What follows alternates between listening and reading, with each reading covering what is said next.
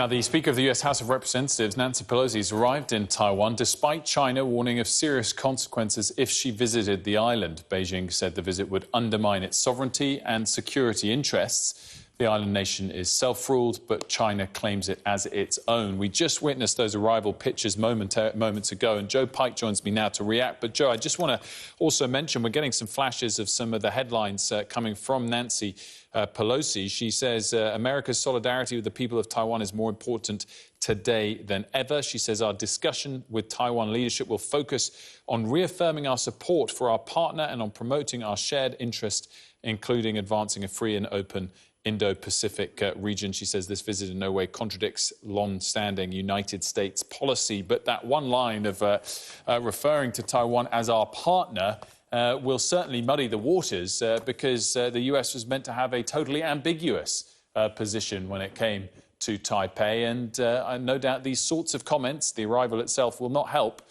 China's reaction. Not at all. And they warned yesterday, Wilfred, of consequences if this trip were to go ahead. The highest level US visit to Taiwan for 25 years, since Newt Gingrich, a previous House Speaker, in 1997. And the Chinese have kept to their word in terms of consequences. We have seen fighter jets, Chinese fighter jets flying close to the median line, that dividing line in the Taiwan Strait. We've seen army units put on high alert. And we've also heard in the last hour or so from the Chinese Foreign Ministry with a pretty strong message. The US and Taiwan have colluded to make provocations first, and China has only been compelled to act out of self-defense. In the face of the US's unscrupulous behavior in defiance of China's repeated and serious complaints, any countermeasures China is taking will be justified and necessary. It is also the right of all independent and sovereign states.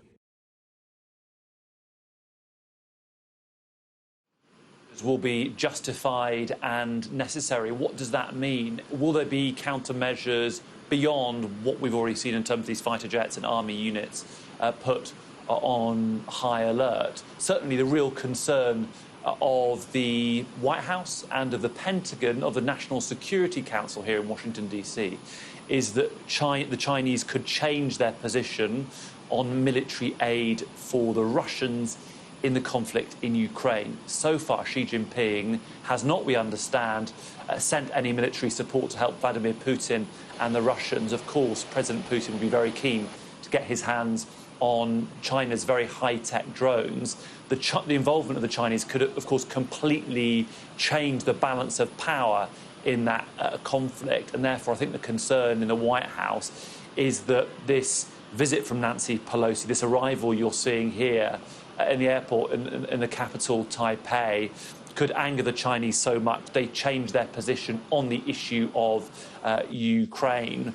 Certainly, this is not a brief visit. The fact that she's visiting late at night means she's staying overnight. Newt Gingrich, 25 years ago, only stopped for a number of hours. But it's also important, I think, to point out, Wilfred, that Nancy Pelosi's views on China, her hawkishness on China, her belief in international human rights, as she would see it, is entirely consistent. She's been consistent and has strong views on this in her decades-long career on issues like Taiwan, on Hong Kong, on Tibet, on the Uyghur genocide more recently. And as she reaches the end of that career, she's 82 years old, unlikely to be the Speaker long after November's midterms, I think she knows the power and significance of this visit, but also that it's effectively really one of her final chances to make a big splash and make significant headlines on the international stage.